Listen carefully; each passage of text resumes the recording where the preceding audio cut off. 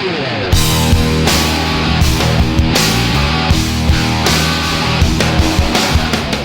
now listening to The Bryan Callen Show with your host, Bryan Callen. Ladies and gentlemen, welcome to The Bryan Callen Show. Sadly, Bryan Callen could not be here for his own podcast because he's such a busy, famous working actor and general entrepreneur that he actually is out of town right now. But it's his loss because with us on the line, we have Dr. John Ratey, who has written, by my count, 9 books. Right. Am I missed? That's a reasonable estimate? Right. There are 2 other books, but they're both in Mandarin, written for children. But I don't want to. I didn't write them, but they're really new books. So anyway, what is it? You didn't write a book in Mandarin for children? No. Both Taiwan and mainland China decided they wanted to put Spark into cartoons for kids, so they did it on their own, and it's in Mandarin, and I finally had it translated, and I don't understand it, but anyway. But listen, I mean, this is how impressive our next guest is. He's managed to find something that Taiwan and China agree on, which is how great your books are. So, I mean, you're really, Donald Trump has tried to claim that he's the unifier, but I think that John Ratey is a better candidate for the unifier.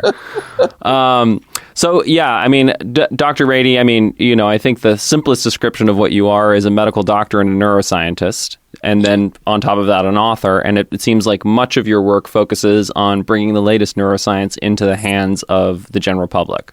That's exactly what I've been doing and trying to do, actually, since we began with Driven to Distraction back in 1993. But it's a good way to put it, trying to make neuroscience and the disorders and ADD, autism, many others into something understandable from, like you said, the neuroscience into lay terms in a way, and so that people can really grasp what's going on. And I think with Spark, we really did that. So it got people to be aware of what exercising does for them. Well, and that's the amazing thing, because the first of your book that I actually ever read was A User's Guide to the Brain, Perception, Attention, and the 4 Theaters of the Brain. And, that was, I mean, I think a great intro to being able to sort of understand a lot of neuroanatomy, how that develops into thinking, how that develops into processing, and then have been a fan of your work ever since. And yeah, I mean, it's been interesting to see just the progression as well in your writing as you figured out the right balance between the amount of science that you communicate to the public and what's going to be most emotionally impactful. And yeah, I think with Spark, you really nailed it. So yeah, I think so, because it's so relevant to all of our lives, how we move and why we move and what it does. So why don't we start there with Spark, the revolutionary new science of exercise in the brain, and just give our listeners a little bit of an overview of what the book does. Well, what I did was try to present the brain or what exercise does in our brains in terms of changing our brains, how it does that, how it makes for emotional regulation, improves the attention system, improves our memory, and also helps manage our moods so we don't get as depressed or we get undepressed, helps deal with stress, helps deal with the addictions. And most importantly, in some ways, it helps us preserve our brain so that we don't go into the cognitive decline and Alzheimer's disease that we're seeing run rampant in this country and all over the world. That exercise is the one thing that we know will keep our brains young and perky. Also, I should also point out that So will optimal weight. Both of those together. But there's, and this sort of goes into, your next book. But there is, the West has a real bias towards thinking about everything in terms of parts and thinking that everything is one thing. And so when people talk about, I had a conversation yesterday with someone about obesity and exercise, right? And they were like, obesity is, mostly a function of diet or is a function of diet. But the point is that, you really have to look at both, right? You're not going to get away with, eating healthily and not exercising, and you're not going to get away with exercising and not eating healthily. Right. I do think the diet is so important when you're talking about obesity. And what my book is not about how to get slim. Right. It's not about looking for looking both short term and long term, but mainly for managing your brain. So, and today the focus really has to be, in terms of motivation, about how we're going to feel better today and why, and then long term how we're going to be better, how our brains are going to be better and why. Yeah, and if I had to pick out a hero of Spark, it would be BDNF. So why don't you tell us, is that a fair assessment? Yes. But that's the hero of neuroscience for the past 15 years, 20 years or so, because everybody wants to know about BDNF and measuring it and trying to figure out how to crank it up. And the biotech industry has been trying to figure out, okay, how do we make more BDNF? And today, looking for a new antidepressant out there. The drug companies are looking, the thing that they want is not raising your level of serotonin, dopamine, and norepinephrine, but how do we raise the BDNF levels? Because it's so important. It's such a great antidepressant. BDNF is brain-derived neurotropic factor, which basically means it's brain fertilizer. It means it helps our brain cells grow. We have 100 billion of them in our brains and many more throughout our body. But every time we use our brain cells, we make more of this stuff. And this stuff does everything that fertilizer should do, especially keeping our brain cells healthy, keeping them ready to work the way they're supposed to work, and in all, keeping everything going and going well. And so this and the exercise is the thing that we know most strongly triggers the production of this BDNF, this brain-derived neurotropic factor. Right, and that's because one has to know that our brain evolved over 300 million years as hunter-gatherers. Our big brain evolved to help us be the best movers, to help us be the predicting, sequencing, planning, imagining,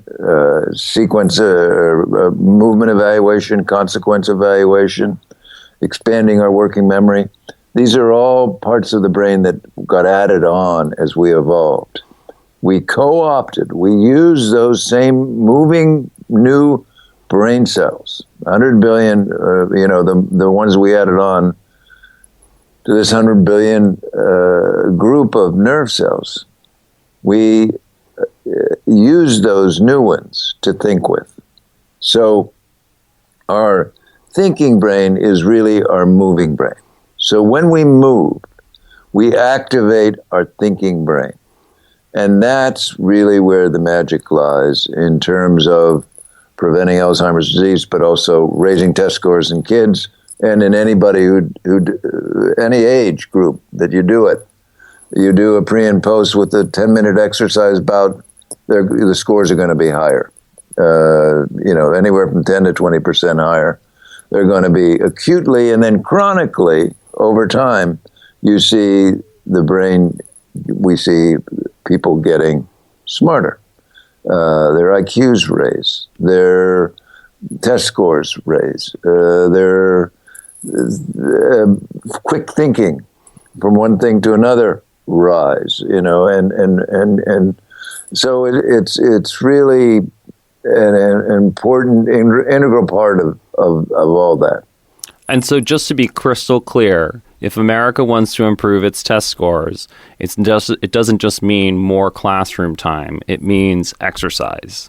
Absolutely. It means play and exercise. Play first. Play for the little kids. I mean, that's so important to get the little kids are coming into school now not knowing how to play. Right. They just don't. Because they don't play anymore. They're not outside anymore. They're playing on their video games, or they're playing on their cell phones, or they're addicted to the internet.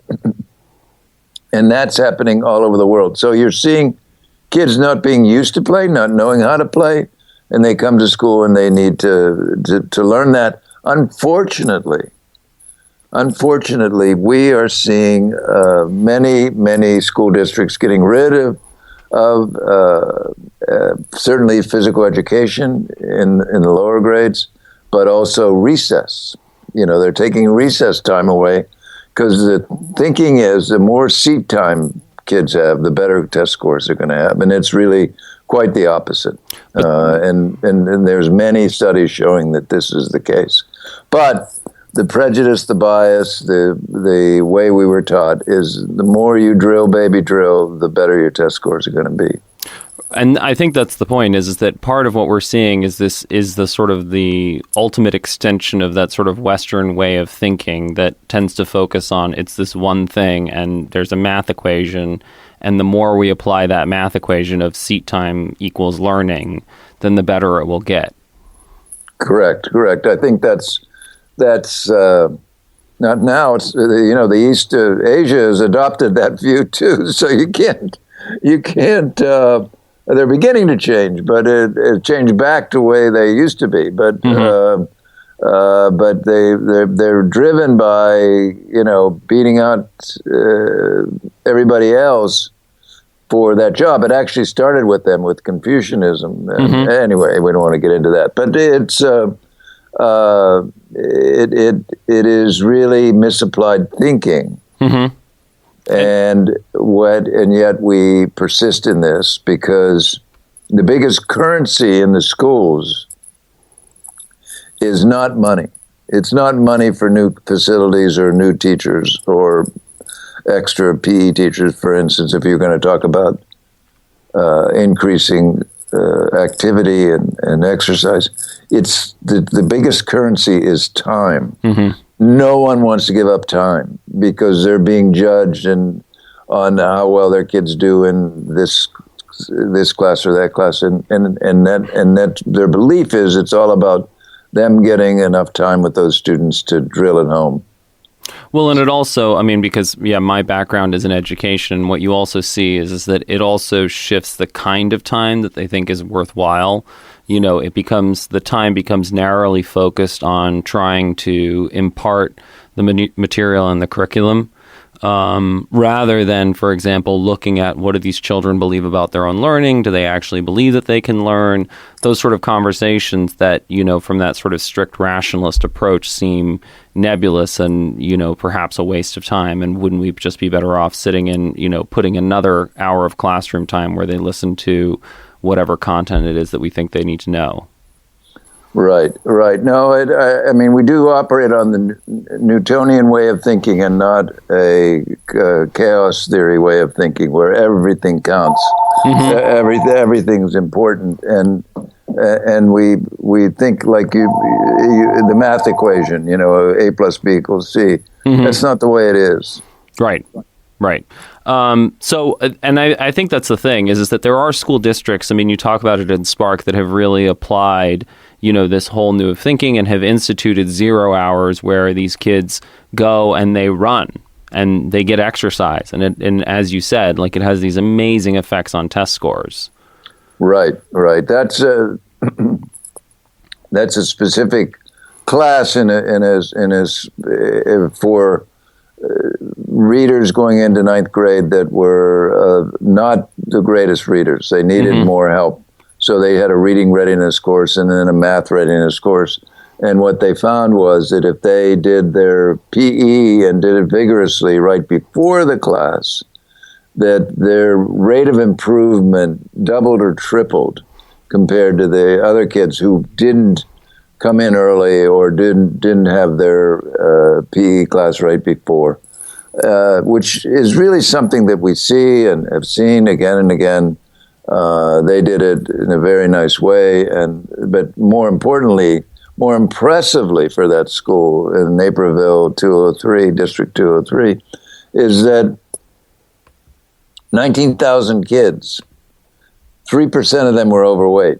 There wasn't one kid in the two high schools of 7,500 students that was obese when they looked at them in 2003.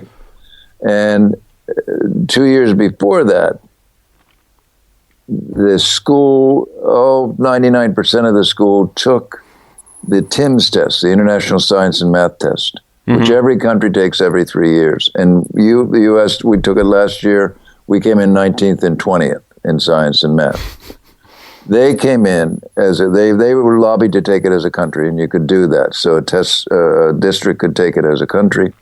They came in number 1 in the world in science and number 6 in math. Wow. So not only were they among the fittest students in the nation, they were among the smartest in the world. So it just riveted me into finally getting this book together, because we had a lot of, by the time I sat down to do this book, I knew we had a lot of examples, a lot of studies on preventing Alzheimer's disease, keeping our brains young. A lot of studies. The Mayo Clinics 2 years ago reviewed over 1,600 studies that have been done, mainly since the mid-'90s, on exercise and cognition, especially in the elderly, and especially as a prevention against cognitive decline and Alzheimer's disease. But we didn't have such great studies with kids. There wasn't that overwhelming, oh my God, we got to be doing this. Except when you look at a school like Naperville, which is in a class by itself. And when other schools get it, when they get into getting their kids fit, which is, by the way, back to the 60s with John F. Kennedy. I mean, that's what he was pushing, to have kids fit both in body and mind. And he pushed it as a presidential, direction, getting everybody fit. And there's a couple of documentaries coming out showing, what this was about. But, we need to relearn that and get back to that. Well, and also, I mean, the benefits obviously are not just academic. They're also in terms of healthcare costs and all of those sorts of things long term. And I just wanted to, so my girlfriend works in neuroimaging, and I went and saw her boss, Arthur Toga, speak at USC. And he gave, and I think this is the statistic he gave, but that from 2010 to 2050, the cost of caring for people with Alzheimer's in today's dollars will exceed $20 trillion. Yep. And if we can make a dent in preventing that, preventing the onset of cognitive decline in Alzheimer's disease, which we know that exercise and optimal weight will do, and because they're linked, but they're also co-varying. So they vary with each other, but they also have independent effects on preserving our brain structures and keeping our brains working for us rather than losing our minds, which, so he threw a scare in terms of cost. But, and I always start off usually lecturing always with a few slides and a few comments about Alzheimer's disease, because everybody can relate to it. Because everybody knows somebody, or the aunts, parents, somebody who's been afflicted, and they are worried about it for themselves. So they pay attention to that. Whereas no one is afraid of diabetes, heart disease, cancer, yes, but not so much, because. But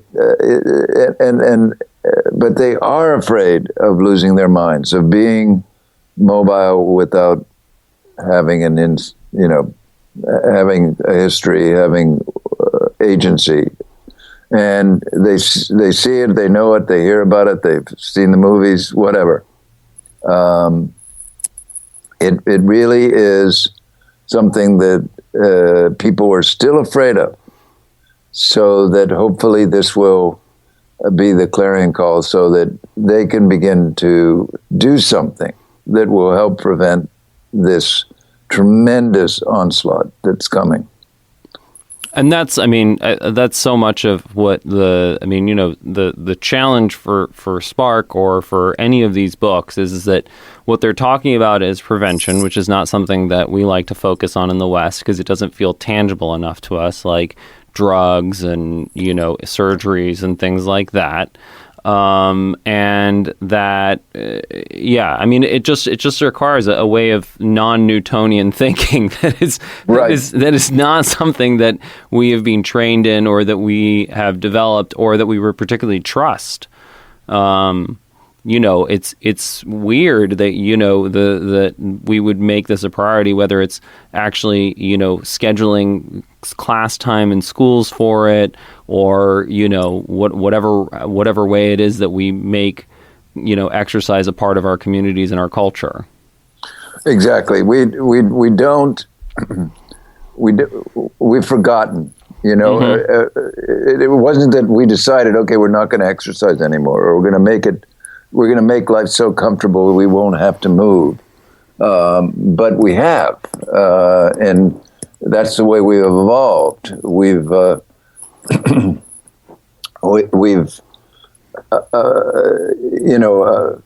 amused ourselves and applianced ourselves to death. That's what's happened. We have too many things that make everything too easy. Yeah. So, and we don't know that. We don't remember that because we don't remember what it was like before the microwave and the TV and then the TV clicker.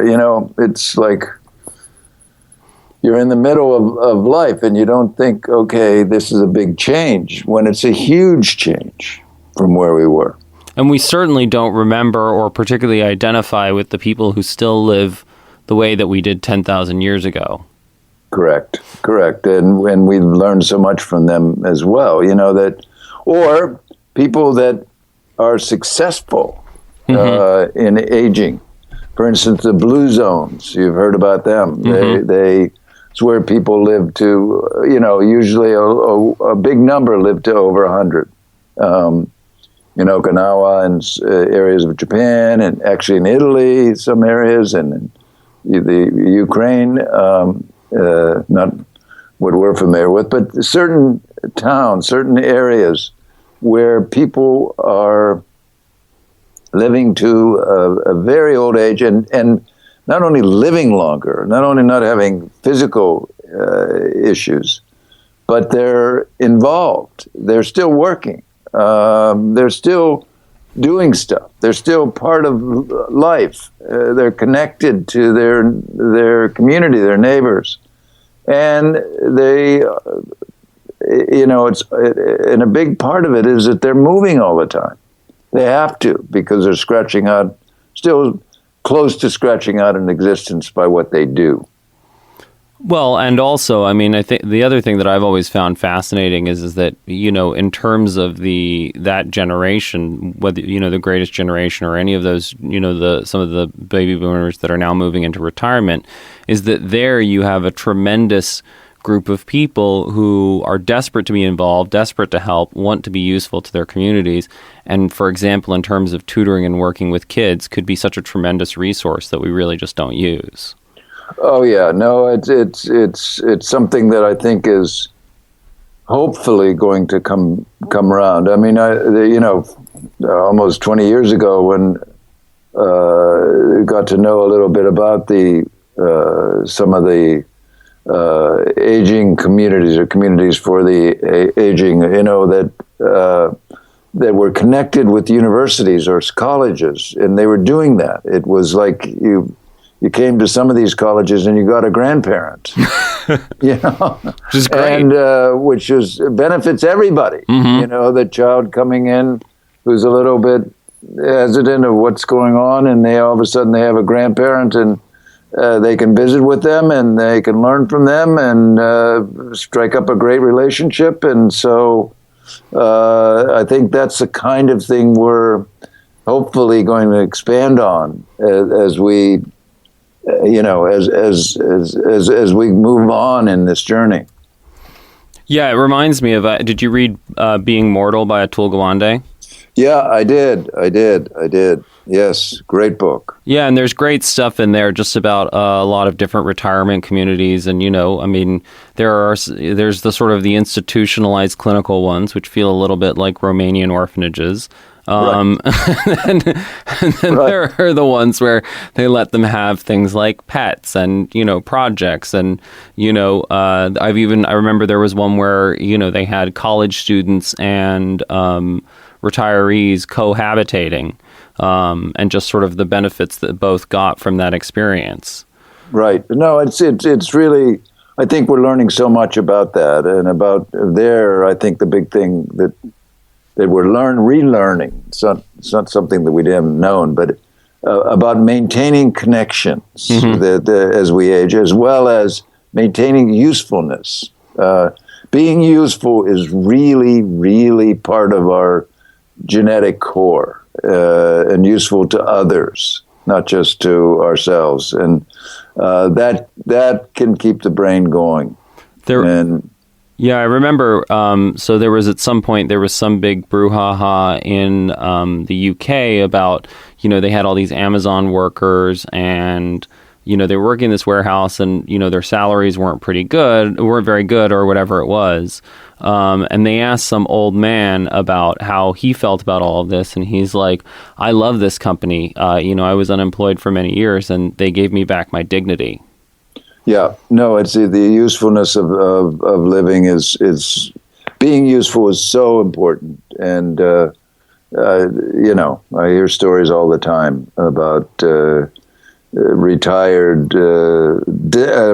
dentist, for instance, who was getting depressed on antidepressant, anti-anxiety pills. And his psychiatrist, a friend of mine, said, living in Florida, playing golf and, doing everything that he was supposed to be doing, but he was bored. He felt useless. So my friend said, well, why don't you start bagging groceries? and so 6 months later, the guy comes back and, he no longer needs his medicine. Funny. And you know what? He's bagging groceries, but he's just like your Amazon guy. Mm-hmm. He said, I have a purpose. And he was the best bagger, and everybody loved him. The other employees, the people coming into the Winn-Dixie for their, shopping, they wanted to be in his line because he was so positive and helpful, and he loved doing that, and he was getting positive feedback all the time, and he loved it. He didn't need the money, but he loved it. Loved what he was doing. Which is, Csikszentmihalyi talks about flow, the flow experience. That's where we want to be. And that's where, getting back to exercise, that's what I talk about in Spark, is getting into that flow-like state and staying there. And, that's the thing. One of the words that you've used so much in this interview is relearn. And, I think that really taps into your most recent book, Go Wild. Yes, it does. It does. So tell us about Go Wild. Well, Go Wild is basically an extension of Spark, and it's looking. The Spark. The big thing I learned, and hopefully people will learn, is that we evolved a great brain to help us move better, and we use those same nerve cells to think with. Well, we also evolved these genes that have us doing things that make us most human, like eating right, like sleeping enough, like being present, like being out in nature, and of all things, being connected and remaining connected to one another and to ideas and to, like your Amazon guy and my Winn-Dixie guy, they were connected to the community that they were working together with. And they not only had their dignity, but they had a purpose and they enjoyed it. And we need that. I'm working with a group in Silicon Valley now whose sole endpoint is to get the elderly not only to move, which is where I come in somewhat, but also to get connected and stay connected through the movement, through their actions, and then to connect with others so that they're not lonely. They're not just sitting in front of their computer or getting drunk or stoned or whatever. They are still active and active for themselves and for others, which is the highest form of activity. So they're small.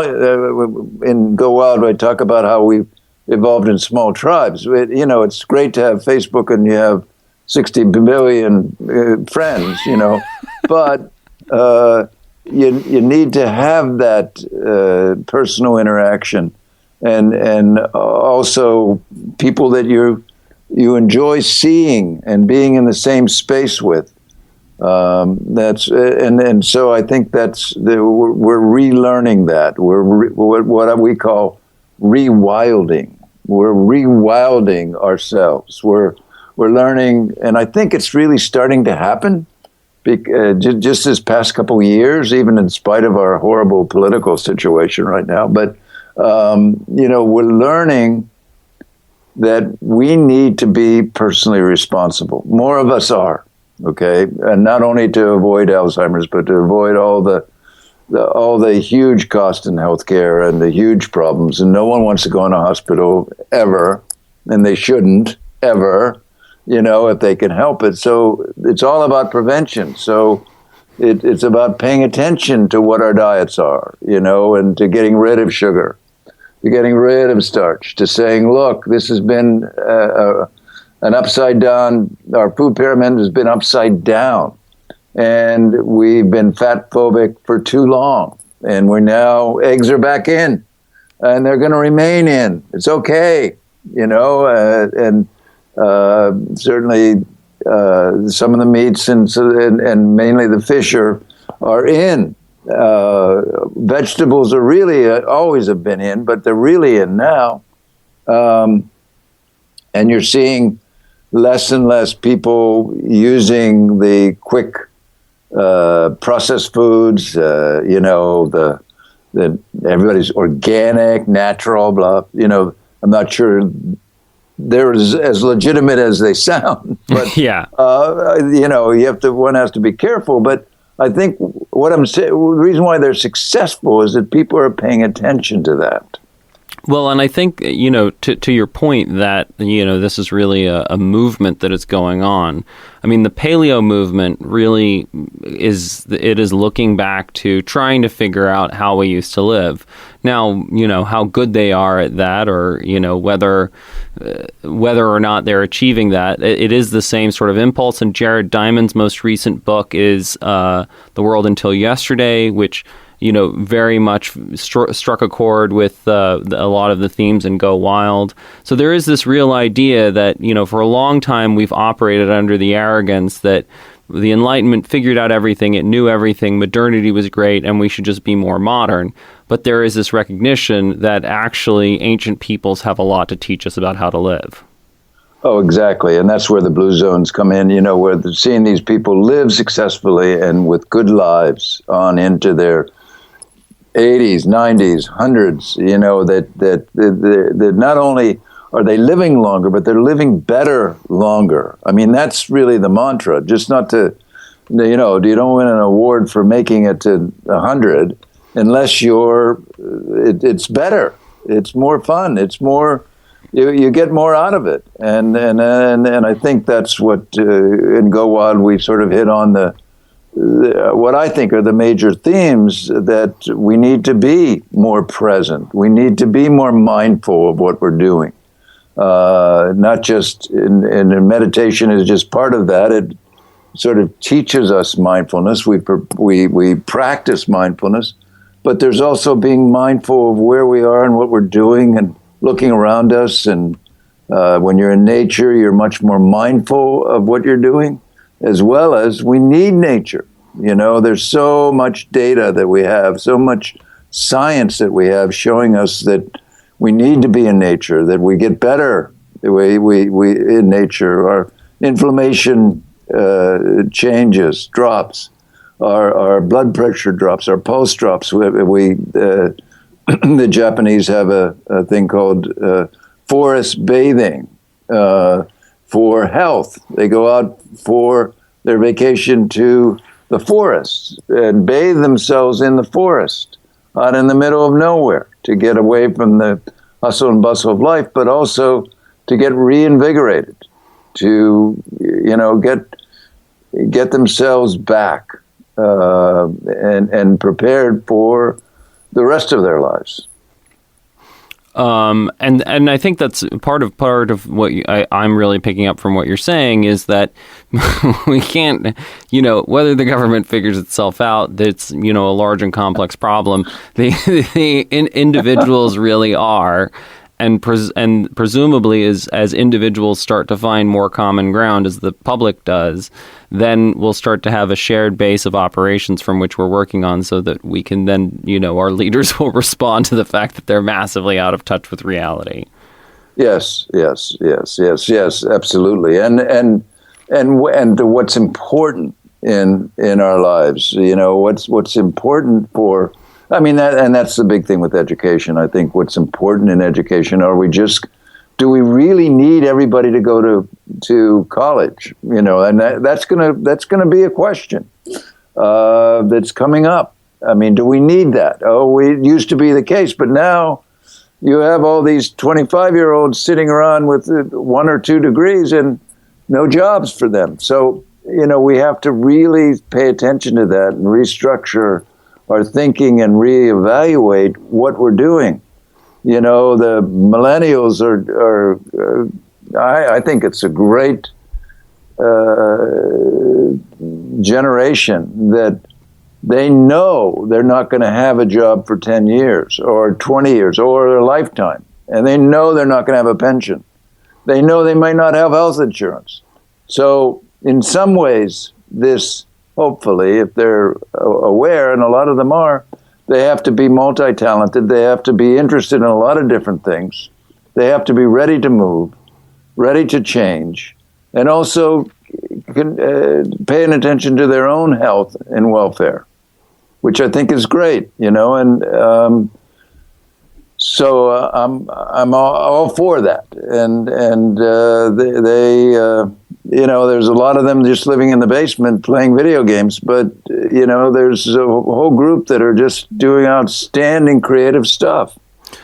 Well, and I think the other thing, too, is that, human biology is on our side. It's the same thing as your Winn-Dixie guy or my Amazon guy. Martin Seligman really talks about the difference between pleasures and gratifications. And so it seems like it's more fun to be playing golf all day in South Florida or to be playing video games in your parents' basement.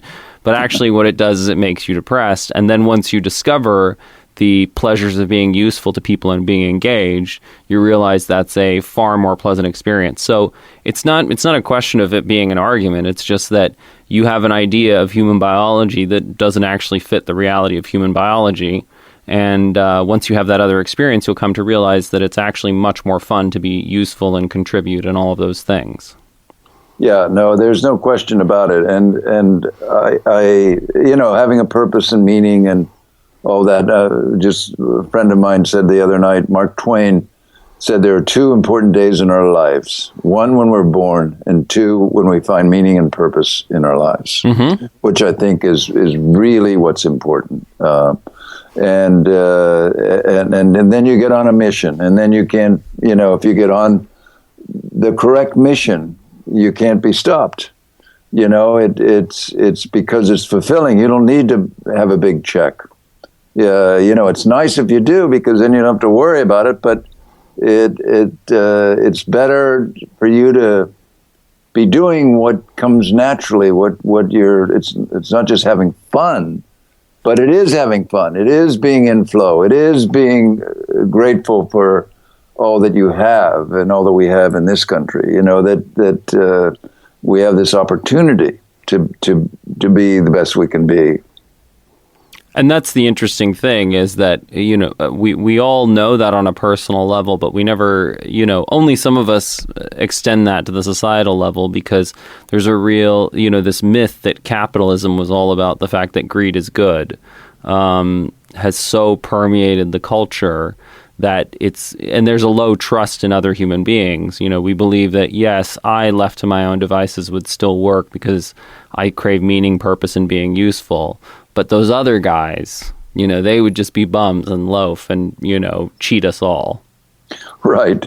Well, we have to deal with that. But I think I really, truly seen, and I was, 2 years ago, I wouldn't have said this, but I really think that we're beginning to see closer and closer to that tipping point where this is going to be the order of the day, that personal responsibility has to come back, because our institutions have basically failed us, and they're going to continue to fail us, and they're there to support, but we have to continually reconstruct them, and not be so dependent upon them, and teach resiliency, and that's a big part of what exercise and play does. It teaches you to be resilient in play, which is going out of our lives and out of our kids' lives in the physical play. We're talking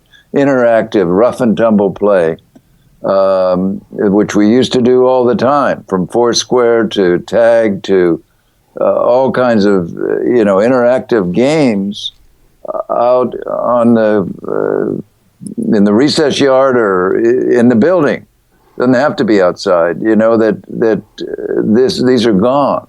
Kids are staying inside, glued to their screens, and so they're not experiencing that joy of movement, or that joy of wonder, and because they get all their answers from the media, and that's driving us crazy. Jesus. We don't think, there's not the authenticity or the agency that we used to have to have. Donald Trump is authentic. Pardon? Donald Trump is authentic. Yes, he's really one in a million. He tells it like it is. That's what the American people like about it. He doesn't mince his words. He doesn't apologize. But I mean, actual genuine authenticity, I think that's something that a lot of people hunger for. And increasingly, like you say, it's not that everybody's find it, but more and more and more people are finding their way to this way of thinking. Sure. And they've been doing it. The younger generations have been doing it for some time now, is giving up on, not giving up on the opportunity to earn a big bucks, because they want the job that means something. And I've seen this over the years. They want a job that means something to them, not just a paycheck or a way up the ladder. Sure, they'd like to go up the ladder, but if they don't, they have what they care about and what's meaningful to them. And we're seeing that, I think, more and more and more, and that leads to creativity, because it's a necessity to sort of stay nimble on your feet when you're in this generation that are in their 30s and late 20s now, where they know, like, hey, things are going to change and not for the best, so I better be multi-ready to go into this field or that field, which I think is great, which is being present and being mindful of where they're at and where the world is. Well, and also being aware of the myths you have internalized from your culture about what people can and cannot do. Yeah. So you can overcome those. Yeah. Well, fortunately, while we've all been bickering about how human beings actually work. There's been a lot of great science going on to better understand and, clarify and build on a lot of ancient insight so that we now understand human beings with a level of precision that would not have been possible 50 years ago. And fortunately, we have people like Dr. John Ratey who are there writing great books to make all that science accessible to those of us who have jobs and are busy and have kids and have other things to think about. And I would say you will enjoy any of his books, but Spark and Go Wild are great places to start. So thank you for the pitch, because I do think that they both have addressed a need, but certainly Spark has really sparked a lot of action around the world, and getting people to move again, and getting programs to change, and people saying, "Oh my God, I didn't realize that when we move, it's for our brains as well as our bodies. In fact, it might be more important for our brains, not just to preserve it, but to make them work optimally, to help us feel better, to help us, be at the highest level of well-being that we can be." Well, so. I listen, I don't want to stereotype our listeners, but I would say that they are generally in amazing shape, and, really just perfect physical specimens. And so they will be keen to have a book that they can share with, mere mortals to let them know that, yes, A, they can have this experience too, and B, it is important for all parts of them, not just their bodies, but also for their minds. Right. The old adage, mens sana in corpore sano, a healthy mind and a healthy body, turns out to be true. Yes, absolutely.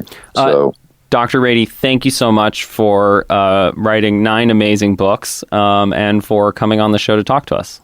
Great, and thank you so much for having me. And liked our conversation a lot.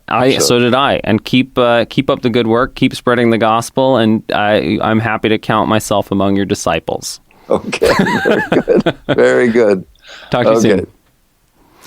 Ladies and gentlemen, this has been the Bryan Callen Show without Bryan Callen yet again. We can't give you pure Bryan Callen all the time or you'll get spoiled. We have to build up your appetite so that when the kid does return to his own podcast, that it's appropriately messianic. In the meantime, here's John the Baptist preparing the way, the voice in the desert. And that was Dr. John Ratey. And you should check out his books because they are really both excellent. Thanks so much. You've been listening to The Bryan Callen Show with Bryan Callen. Be sure to like him on Facebook. Just search for Bryan Callen Comedy. And follow him on Twitter. Just search for @Bryan Callen. You can also find him online by visiting his website. Just go to bryancallen.com. Until next time, bye-bye.